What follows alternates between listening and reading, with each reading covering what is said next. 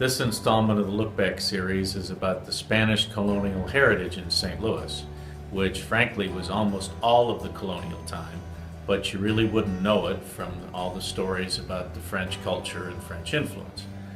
Pierre Laclede came upriver after the French had ceded Louisiana to the Spanish, but nobody knew that over here. It was quite a trip to go by sailing ship and then upriver with canoes.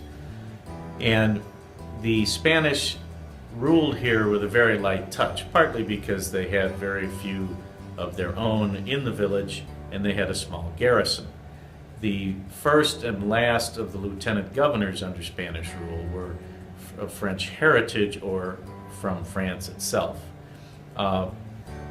Captain Saint-Ange de Bellerive was the first. He was a French-Canadian, and he effectively served as the Spanish representative for a while before the Spanish finally sent a representative up here about 3 years later.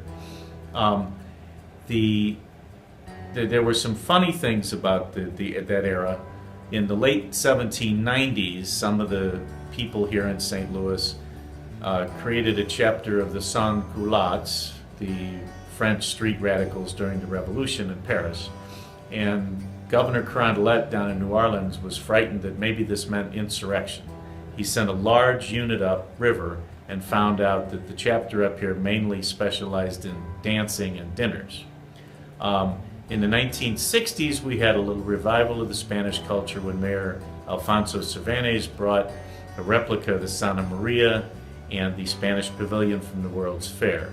Both flopped as tourist attractions. The Santa Maria sank in the river, and the pavilion is now the lobby and banquet area of the Hilton Hotel near the ballpark.